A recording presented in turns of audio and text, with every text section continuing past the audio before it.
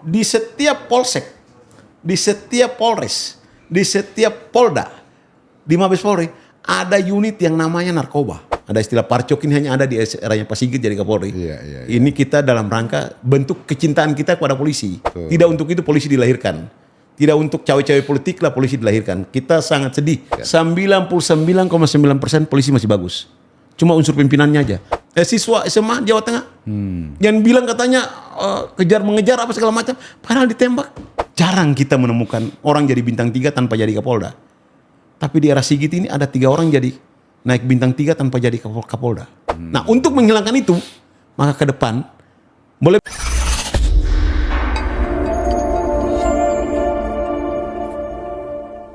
Selamat pagi Indonesia. Jumpa lagi dengan saya Ilham Rasul di podcast Rumah Pemuda. Hari ini kita akan kembali membahas soal dinamika politik, dinamika sosial yang terjadi belakangan ini. Ada gerakan yang dibangun oleh para senior kita, purnawirawan TNI, tidak main-main, ratusan jenderal berbintang yang menyuarakan 8 poin soal di kepemimpinan Pak Prabowo Gibran. Ada satu poin yang menarik yang ditulis dalam 8 poin itu, yakni mengembalikan fungsi Polri sebagai institusi yang mengendalikan Kamtipmas. Saya sudah podcast salah satu purnawirawan TNI kemarin. Beliau menjelaskan ada istilah partai coklat.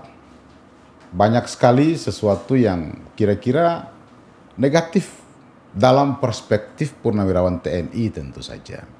Hari ini saya menghadirkan seorang senior, aktivis senior, jurnalis senior, yang tentu beliau ini tidak hanya memahami sesuatu berdasarkan teks, tetapi juga yang non-teks, alias yang sesuatu yang tanpa aksara pun mampu dipahami oleh seorang jurnalis senior. Kita akan banyak berdiskusi banyak soal itu dengan abang kita. Selamat malam Bang. Bang Kisman Latu Makulita. Selamat malam. Assalamualaikum warahmatullahi wabarakatuh. Waalaikumsalam warahmatullahi wabarakatuh. Beliau ini usia 20 tahun sudah jadi wartawan di lingkaran istana. Pernah juga menjadi wartawan di lingkaran TNI. Ya Bang ya? Tentu polisi pun iya. Artinya kira-kira beliau memahami gaya jalan polisi dan TNI pun dia paham, apalagi kalau mereka bicara gitu ya Bang kira-kira ya. Abang, terlepas dari bahwa kita pro atau kontra dari 8 poin yang yang diajukan oleh senior-senior kita, kira-kira apa sih yang substantif dari poin yang saya sebutkan tadi mengembalikan fungsi Polri itu yang abang lihat yang menjadi kegelisahan para purnawirawan TNI? Tidak jarang loh Bang, orang melihatnya, ini kan TNI karena kehilangan mainan aja nih. Bisa Bang, netizen kita hebat-hebat dalam membuat analisa. Iya kan Bang? Oke Bang. Terima kasih Dinda. Siap.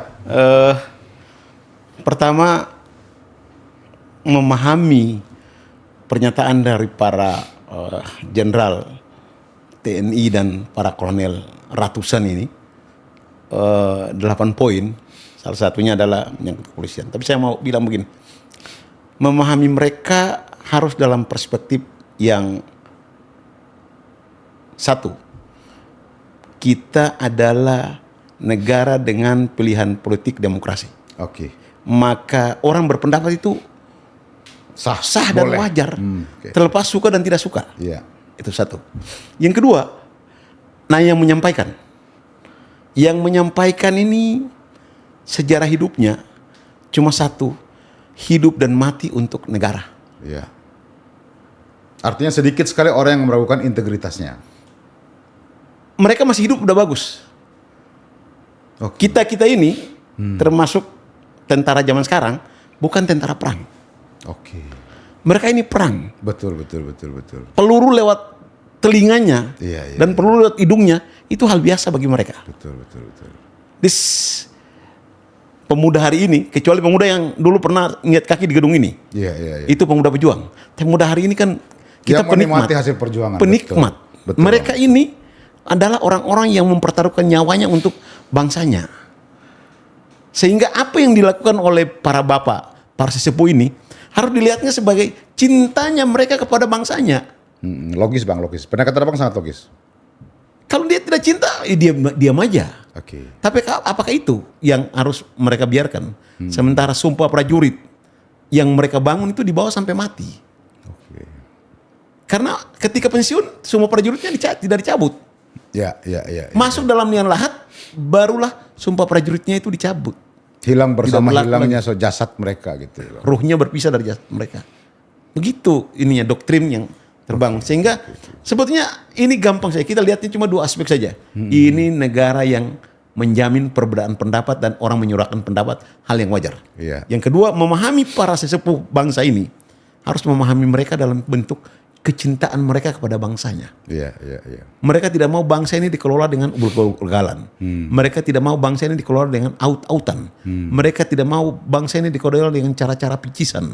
Mereka tidak mau bangsa ini dikelola dengan cara-cara yang tidak normal. Oke. Tapi kembalilah kepada apa? Tujuan bernegara.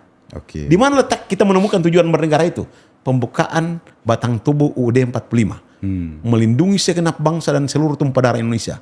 Memajukan kesejahteraan umum, mencerdaskan kehidupan bangsa, ikut serta melaksanakan ketertiban dunia. Inilah mereka tampil hari ini untuk bersuara. Kebetulan salah satu poinnya adalah tentang peran kepolisian. Oke. Nah, saya mau bilang begini, Dinda. Politik polisi adalah politik negara. Ya.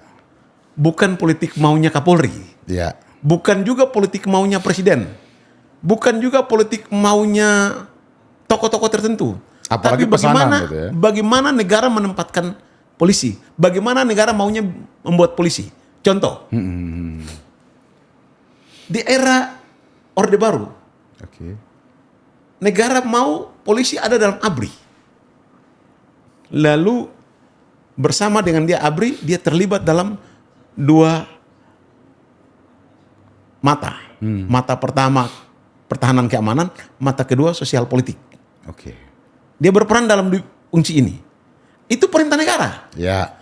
Negara bilang begitu, konstitusinya disiapkan, Ya. undang-undangnya disiapkan. Ya, berarti nggak ada ngujuk-ngujuk gitu. Tidak ya? ada. Maka itulah yang dibilang dengan politik negara. Oke. Reformasi datang. Negara bilang polisi keluar dari tentara, dari ABRI. Lalu dia fokus pada persoalan keamanan dan ketertiban dalam negeri. Itu perintah negara. Itu juga perintah negara. Betul. Jadi bukan juga maunya Kapolri ketika itu siapa? Kapolri transisi ketika itu Pak Didi Widodo atau Pak Rusman Hadi atau Pak Bimantoro atau Pak Dai Batiar. Tidak. Ini maunya negara. Iya. Jadi polisi dan tentara itu berbuat karena maunya negara. Iya. Dan sikap pimpinan polisi adalah sikap maunya negara. Bukan maunya polisi bagaimana gitu lah. Oke. Nah, ini dulu. Kita letakkan di titik ini dulu. Bahwa kalau toh polisi harus bagaimana, maka itu terserah maunya negara. Iya. Bukan maunya Kapolri. Bukan maunya unsur-unsur pimpinan yang ada dalam polisi. Iya. Tapi negara mau bagaimana, polisi tinggal mengikuti saja. Itu dulu. Oke, Bang. Nah, satu. Yang kedua, sejarah. Polisi itu memang dibentuk bukan untuk berperang. Ada satuan di polisi yang namanya Brimob ketika itu. Ikut serta dalam perang kemerdekaan. Tapi esensi dari polisi dibentuk adalah untuk menjaga keamanan dalam negeri. Di era reformasi itu semakin dimantapkan. Semakin dikuatkan posisi itu sebagai jadi embrio dari polisi keluar dari tentara, dari ABRI di awal reformasi. Saya kebetulan pelaku.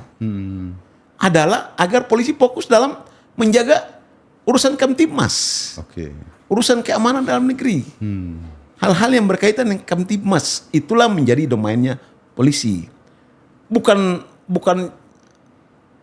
campur sana, campur sini, campur sana, campur sini. Apalagi tadi yang bilang sampai dengan keluarnya istilah parcok. Kita sedih karena bukan untuk itu polisi dikeluarkan dari Betul. ABRI. dari ABRI.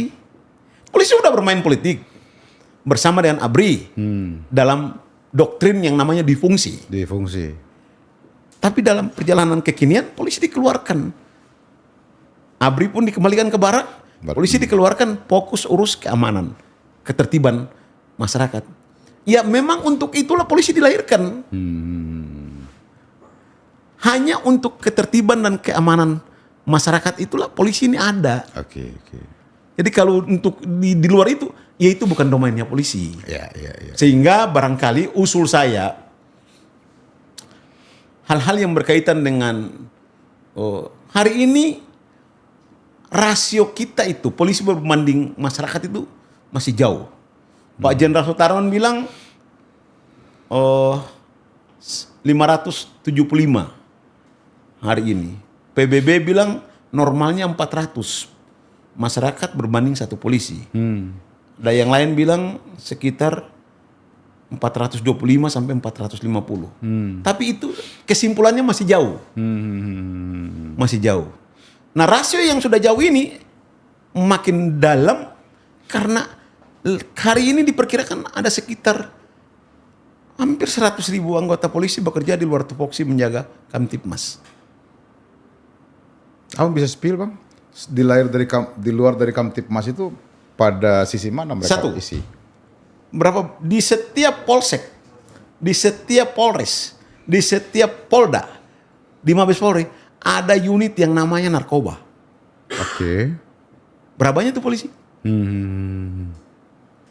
Udah puluhan ribu tuh.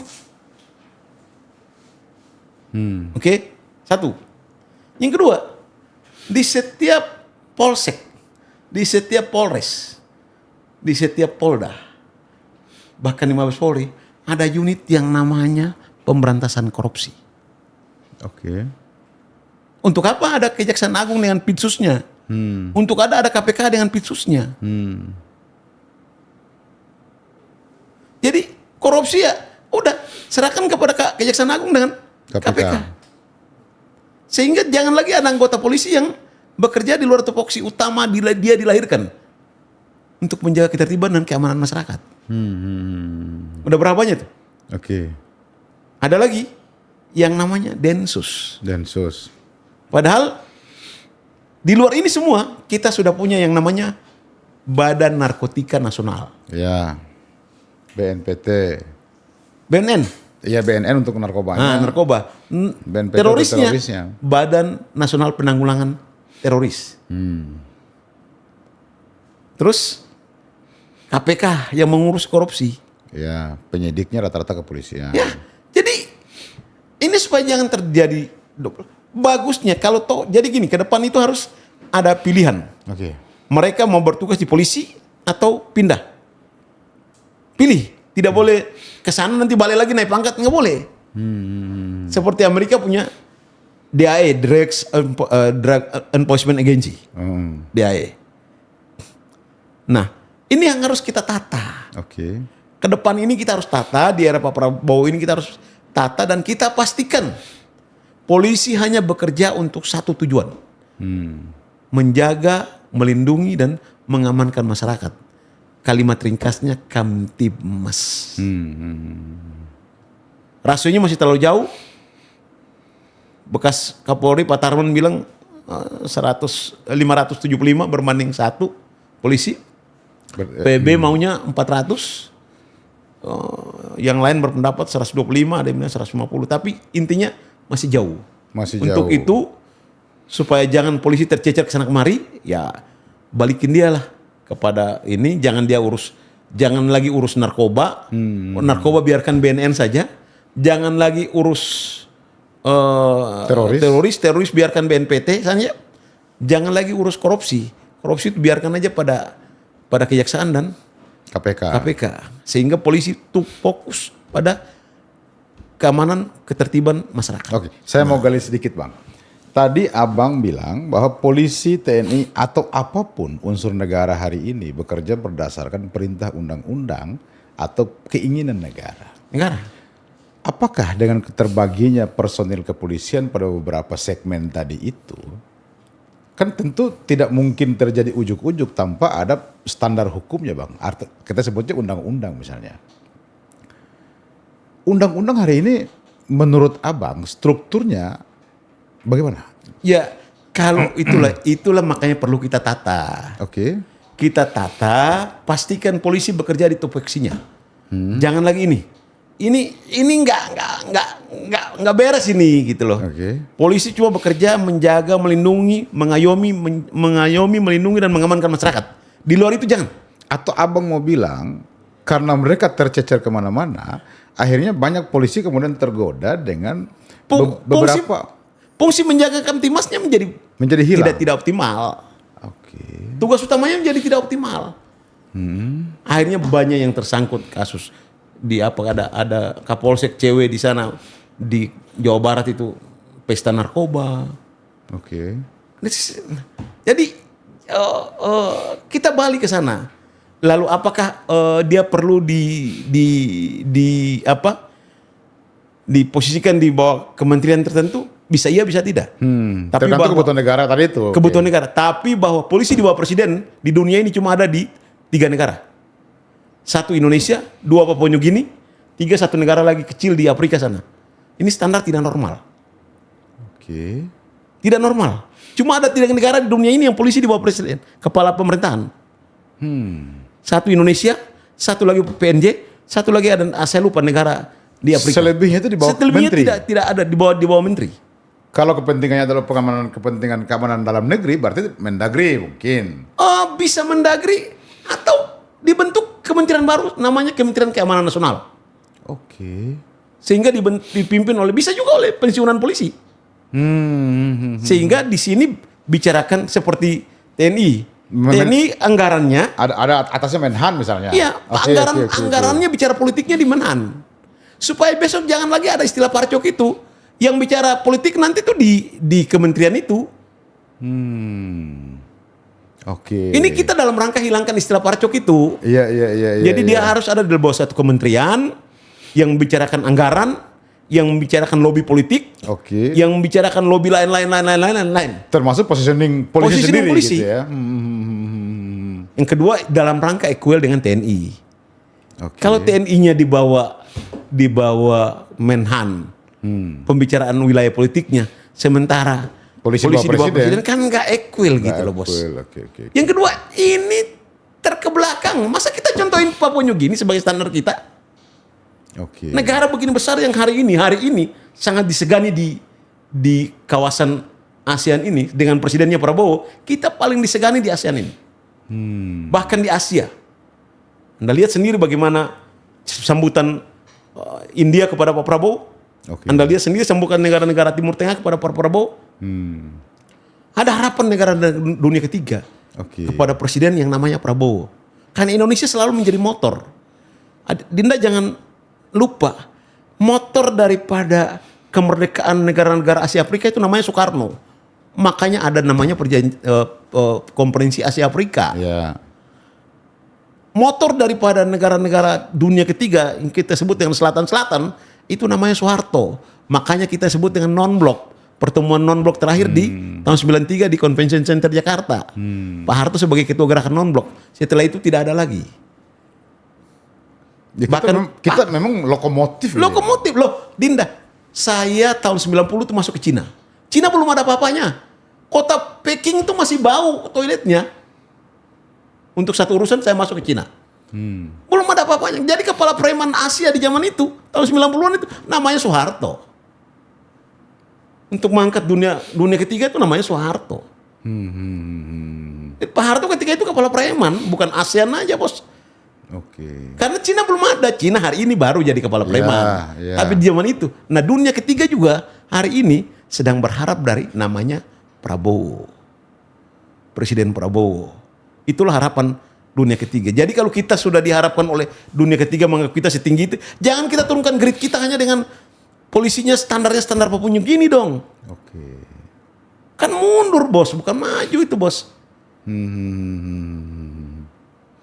Ada harapan besar dari negara-negara dunia ketiga kepada figur yang namanya Presiden Prabowo, Presiden Republik Indonesia. Presiden dengan penduduk terbesar nomor 4 di dunia, presiden dengan umat Islam terbesar di dunia rakyatnya, presiden dengan sumber daya alam terlengkap di dunia. Ini kita sedang melangkah ke sana. Jadi kalau ini, mari kita bereskan dalam negeri, equal semua berdiri sama tinggi. Polisi juga tidak perlu merasa bahwa dengan dia di bawah kementerian itu dia enggak. Subordinat atau apa gitu ya. Justru ini supaya ke depan kita menghilangkan istilah yang namanya parcok. Biarkan aja kementerian ini yang bicara politik. Seperti Kemenhan yang bicara politik. Iya. Tentara tidak ikut-ikutan bicara politik. Iya. Kementerian misalnya kalau toh polisi di bawah Kementerian Keamanan Nasional, biarkan Kementerian Keamanan Nasional ini yang bicara politik. Iya, karena memang bergeraknya di bidang kebijakan gitu ya Bang ya. Menteri itu kan pejabat politik Betul, gitu loh. betul, Di betul, Amerika betul. Dinda dalam perang operasi Badai Gurun di Irak. Panglima operasi Badai Gurun itu namanya Norman Schwarzkopf. Norman Schwarzkopf itu dia dari Angkatan Darat. Sistem yang berlaku di Amerika, setiap kepala staf itu punya pejabat politik namanya semacam sekretaris kepala staf. Jadi kita mengenal sekjen gitulah. Di Amerika itu ada 4 kepala staf di tentara. 1 kepala staf Angkatan Laut, 2 kepala staf Angkatan Udara, 3 kepala staf Angkatan Darat, 4 kepala staf marinir. Oh, marinir Marinir malah di Amerika dibedakan tuh secara khusus dengan Angkatan Laut. Oke. Kayak Jenderal Peter Pett itu panglima kepala staf gabungan, panglima angkatan dari marinir. Dia staf tersendiri karena dia mobile hampir di seluruh dunia. Seluruh kedutaan Amerika di luar negeri itu dijaga oleh marinir. Gitu. Jadi, nah, ketika operasi Badai Gurun terjadi, wartawan ditanya, kenapa pemboman hari pertama di Irak itu tidak efektif? Terus kepala staf Angkatan Udara jawab bahwa bagaimana kita mau bekerja efektif dengan pesawat yang dikasih ke kita, pesawat-pesawat yang tidak layak terbang. Itu kepala staf Angkatan Darat langsung dipecat oleh Menteri Pertahanan ketika itu. Dipecat sama Menteri Pertahanan. Kalau nggak salah Panglima Kepala Staf Gabungannya Colin Powell. Yang kemudian menjadi Menteri Luar Negeri. Nah, dipecat. Ditanya sama wartawan, kenapa Anda pecat dia? Dia tidak punya kewenangan bicara politik. Oke. Dia bicara tadi tentang tidak dikasih pesawat-pesawat yang terbaru itu, dia bicara politik. Yang boleh bicara politik cuma sekretarisnya. Karena sekretarisnya dari sipil. Jadi sekretaris daripada para staf ini dari sipil. Dia inilah yang bicara politik dengan Kementerian Pertahanan. Nah, ini dalam rangka kenapa kita perlu polisi ke depan itu di bawah sebuah kementerian. Ini dalam rangka kita menghilangkan image yang terlanjur buruk di era Pak Sigit jadi Kapolri ini. Ada istilah parcok ini hanya ada di eranya Pak Sigit jadi Kapolri. Iya. Ini kita dalam rangka bentuk kecintaan kita kepada polisi. Supaya ke depan istilah ini jangan lagi muncul lagi gitu lah.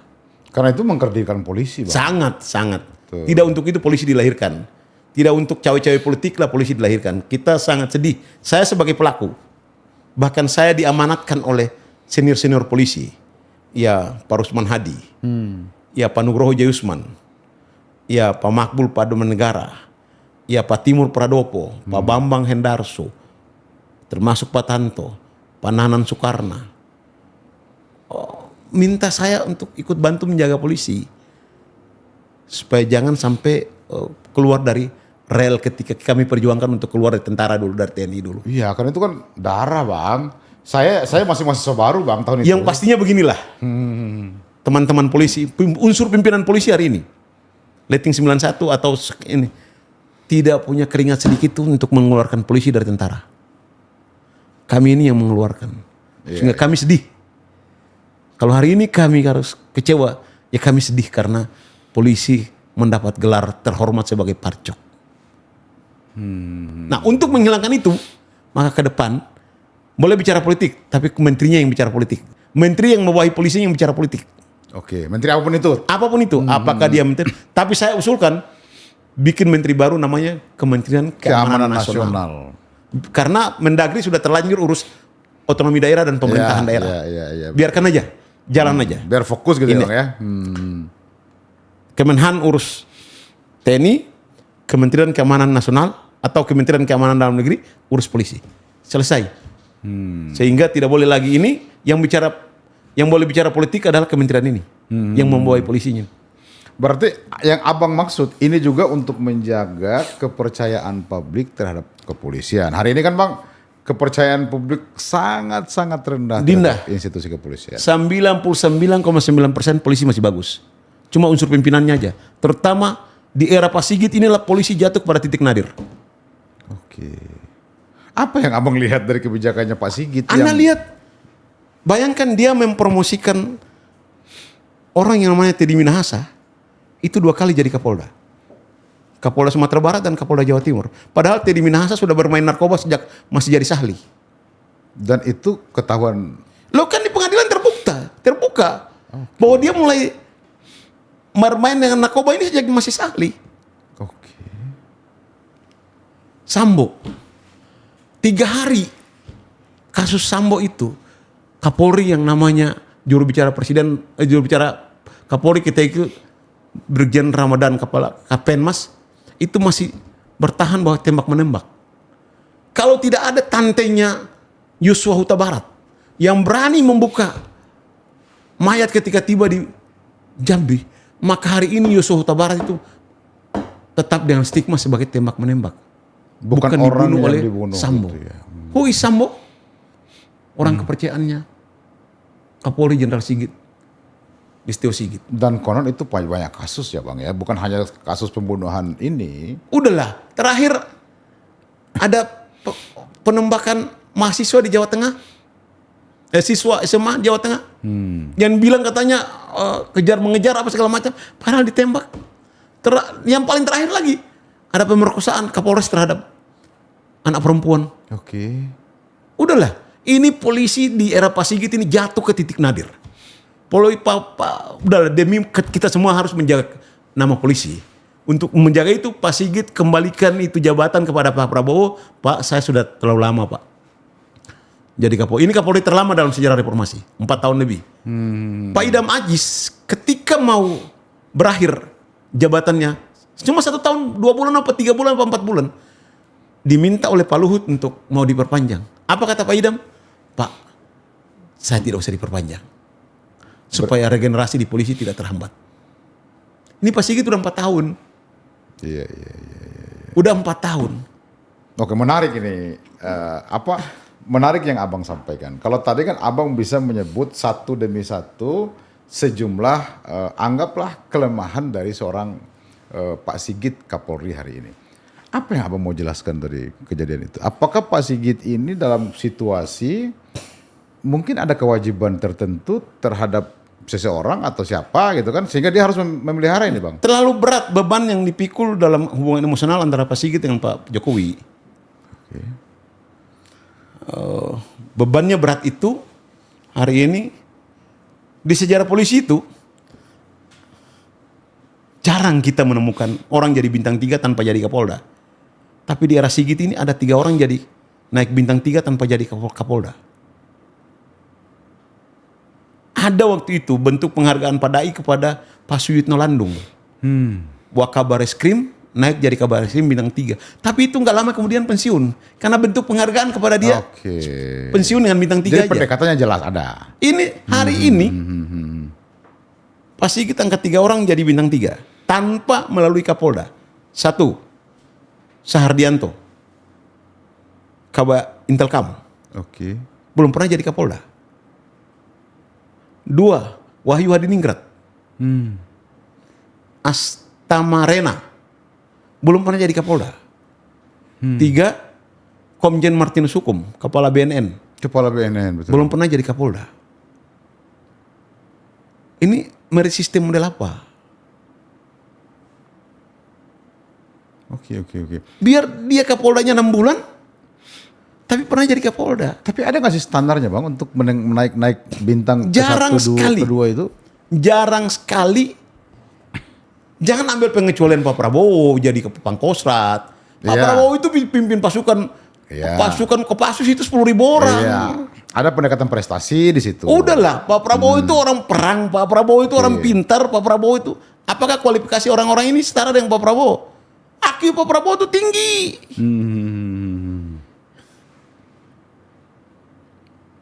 Pergi perang aja bawa buku. Siapa yang cerita? Pak Yunus Pia. komandannya. Komandannya betul. Ini orang pinter. Nggak bisa disamakan dengan Sahardianto, Wahyu Hadiningrat sama Martinus Hukum. Ya enggak dong. Merit system model apa? Tragisnya lagi, hari ini Leting 96 sudah ada 3 orang yang jadi Kapolda. Satu Kapolda Papua Barat,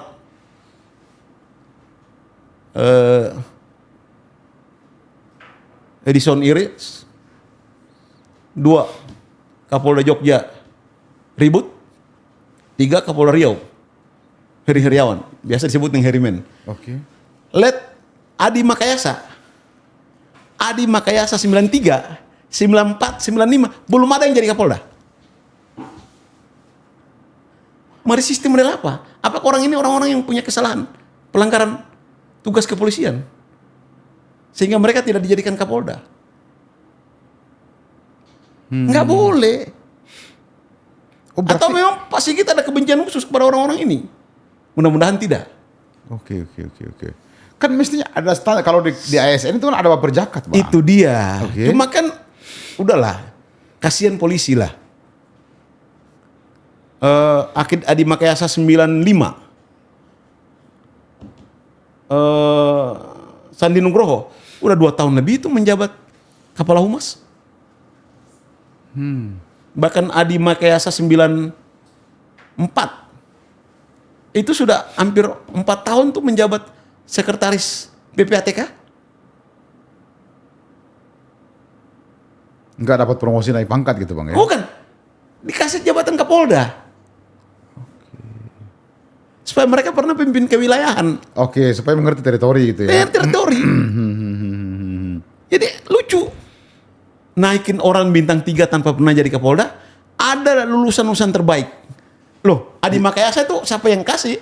Bukan kita di podcast ini yang ngasih. Negara yang ngasih kok. 93 tuh Rudi Darmoko. Sekarang Kasespim. Sementara 96 udah ada yang jadi Kapolda 3 orang. Melewati senior yang 3 tahun ini. Dan ini senior juara. Juara di semua sekolah. Iya, kalau di Makassar kan udah teruji, Bang. Jadi Rata-rata teruji. udahlah, ini polisi dan pada jangan jadi beban buat bangsa dan Pak Prabowo. Pak Sigit datang, serahkan, Pak, saya sudah lama jadi Kapolri dan jadi Kapolri terlama selama reformasi ini, karena udah 4 tahun lebih. Jadi saya kembalikan ini kepada Bapak supaya Bapak akan pilih, supaya ada regenerasi. Supaya ada regenerasi dan itu terserah pada hak prerogatif Bapak untuk memilih siapa yang terbaik di antara bintang 2 dan bintang 3. Tinggal mari kita jaga lagi, kita selamatkan lagi, kita bangun lagi nih, kita bangkit lagi kepercayaan pada polisi ini. Tapi banyak komponen, Bang, di luar yang meminta Pak Sigit masih lanjut. Pertimbangannya apa? Ya, Dan itu boleh-boleh aja. Iya. Sah Namanya saja. juga era demokrasi. Oh, ya, Bang, demokrasi ya. gitu. Saja. Penilaian berbeda juga sah-sah saja. Gitu. Bang. Tapi bahwa stigma, gelar terbesar kepada polisi dengan sebutan parcok itu ada ketika Pak Sigit jadi Kapolri. Ini stigma yang sedih. Tapi dari yang Sebagai pelaku sejarah yang mengeluarkan polisi dan tentara, saya sedih. Dari cerita yang abang ungkap beberapa tadi itu, kan kami awam banget, Bang, soal informasi-informasi di internal. Tidak banyak yang tahu memang. Tidak banyak yang tahu. Apakah abang mau memastikan pada anak muda Indonesia bahwa memang daerah Pak Sigit ini nggak fair, pola promosi, pola ini, pola itu segala macam di internal kepolisian? Hampir semua Kapolri saya berteman, termasuk Pak Tito, Pak Badrun Haiti, Pak Timur Pradopo, Pak Tarman aja mungkin saya tidak terlalu dekat, Pak Bambang Hendarso, Pak Tanto juga, bagus lah. Polisi paling buruk ini di daerahnya Pak Idam Aziz. Polisi paling buruk ini di daerahnya Pak Sigit. Paling buruk? Pendapat pribadi saya loh. Oke, pasti subjektif, Bang, pasti subjektif. Saya melihat itu karena saya punya catatan-catatan itu. Contoh tadi itu, mempromosikan orang yang 2 kali untuk jabatan Kapolda tapi main narkoba, Teddy Minahasa. Iya, orang berkasus, jelas-jelas berkasus gitu ya.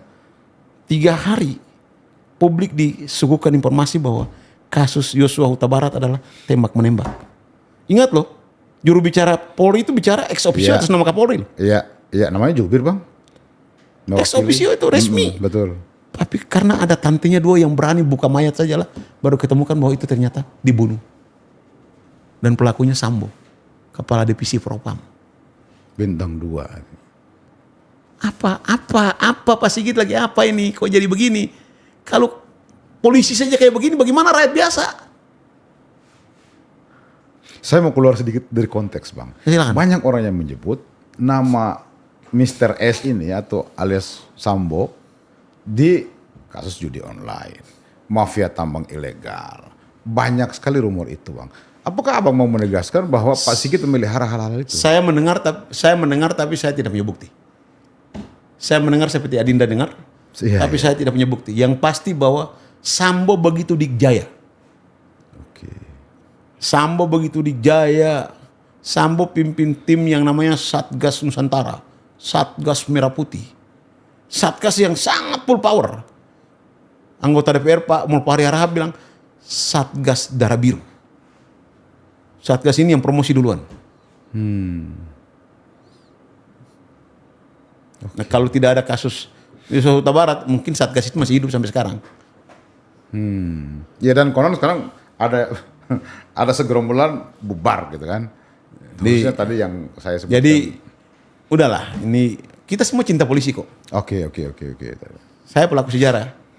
Ingat Pak Sigit dan teman-teman yang hari ini pimpin Polri tidak punya keringat untuk mengeluarkan polisi dari tentara. Saya punya keringat, saya punya jasa itu. Saya punya tanggung jawab moral. Dipesan oleh senior-senior Polri untuk jaga polisi sampai hari ini. Tolong dijaga polisi. Iya. Karena itu produk abang-abang yang pernah terlibat dalam reformasi 98. Dan memang sebagai bangsa Indonesia wajib kita jaga. Karena itu aset bangsa. 99,9% polisi masih bagus. Oke. Tentu harapan. Udah. Itu harapan gitu bang. Cuma di level pimpinan aja ini. Begitu pimpinannya diganti ke bawahnya bagus lagi. Karena udah ini gitu loh. Udah ya. Anggota juga lihat. Bapak itu kan gak bagus. Oke. Cuma gak bisa protes aja. Oke. Nah suara itu diceritakan kepada kita.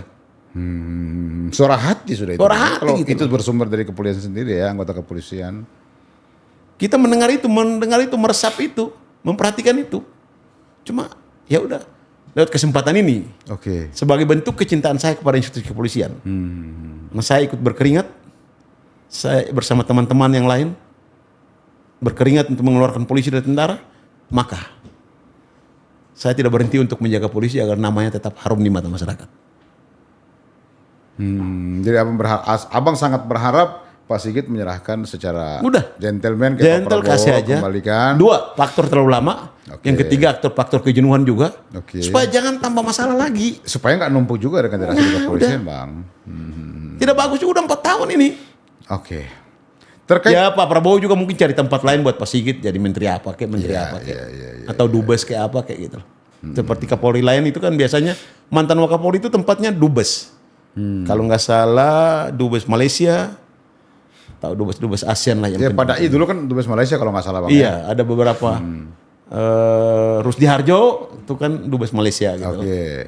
Tapi itu biarlah Bapak Prabowo yang pikirkan. Ya, kita serahkan lah itu pada Ya, hak sebagai prerogatif bangsa presiden. Indonesia ada hal-hal yang kita lihat bengkok, tentu wajib kita luruskan bang. Tapi saya ingatkan masyarakat bahwa jangan berhenti mempercayai polisi. Jangan berhenti mempercayai polisi. Betul. Kita butuh polisi, Betul. tapi kita butuh pembenahan di level pimpinan.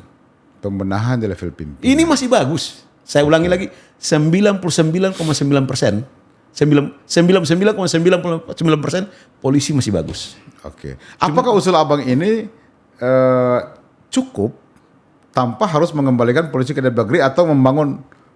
Oh ini satu sinergitas. Oke, dua-duanya berjalan Ini gitu kan ya bang. memasukkan polisi berkementerian lah.